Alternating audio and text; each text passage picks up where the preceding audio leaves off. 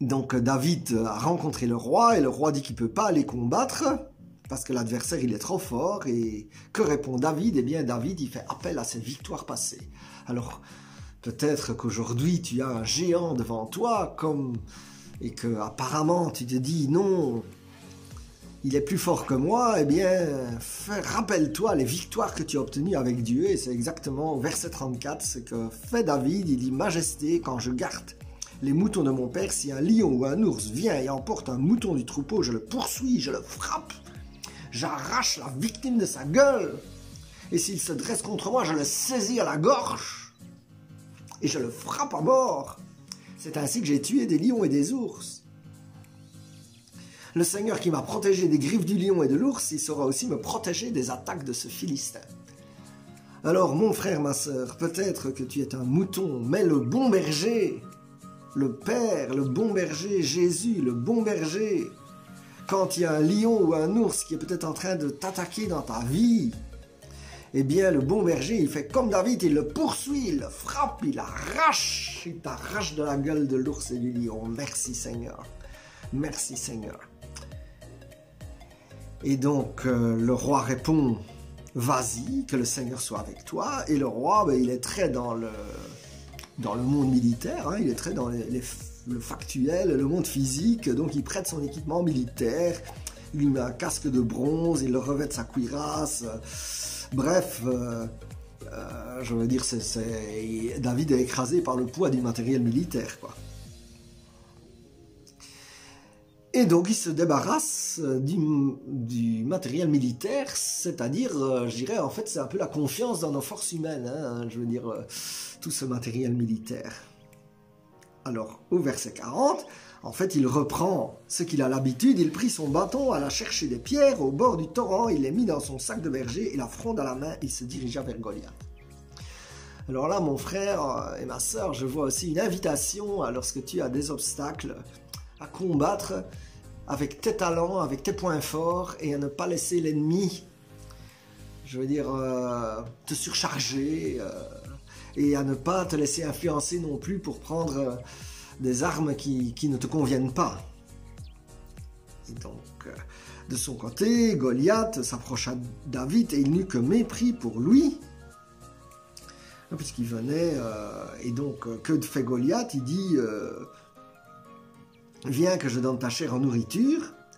Et alors là, je trouve que c'est vraiment un point clé de ce texte.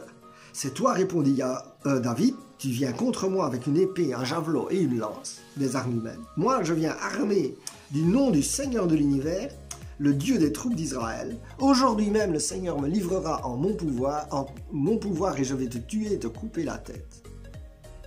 Alors tout le peuple saura qu'Israël a un Dieu et que le Seigneur n'a pas besoin ni d'épée ni de javelot pour donner la victoire. Il est le maître de cette guerre et il va vous livrer en notre pouvoir.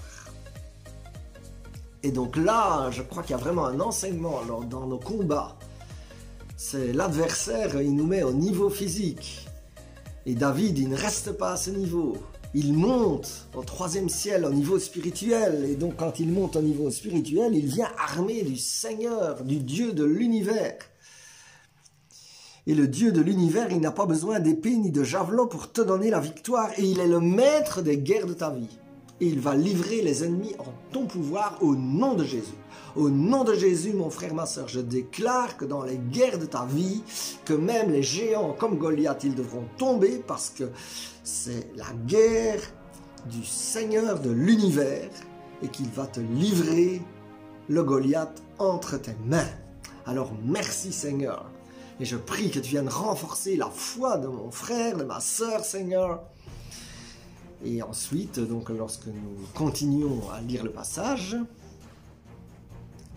et donc David, eh bien, il remporte la victoire, hein, au verset 49, David prit une pierre dans son sac, la lança avec sa fronde et l'atteignit en plein front.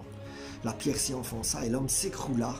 David triompha ainsi de Goliath, le tua sans épée grâce à sa fronde et une pierre. Il courut jusqu'à Goliath, lui tira son épée du fourreau, lui coupa la tête. Tu vas toi aussi prendre des armes du ciel et que grâce à elles, sans épée, sans épée. Il triompha de Goliath sans épée, et bien sans épée. Mais avec le nom de Jésus-Christ. D'ailleurs, il dit au verset 45, « Moi, je viens armé du nom du Seigneur de l'univers. » Alors, Seigneur, je te loue et je te bénis, Jésus, pour ton nom qui est au-dessus de tous les noms. Et pour les combats de mon frère, de ma sœur, je prends le nom de Jésus, je le mets sur ta vie, mon frère, ma sœur. Et je déclare que les Goliaths, eh bien, ils tomberont, ils seront livrés entre tes mains, et tu ne devras pas recourir à l'épée, ni à des vengeances humaines, tout cela, tu laisses pour le niveau physique, et tu montes au niveau du nom de Jésus, qui te donne la victoire. Alors je proclame victoire dans ta vie, au nom de Jésus-Christ. Amen, amen, amen.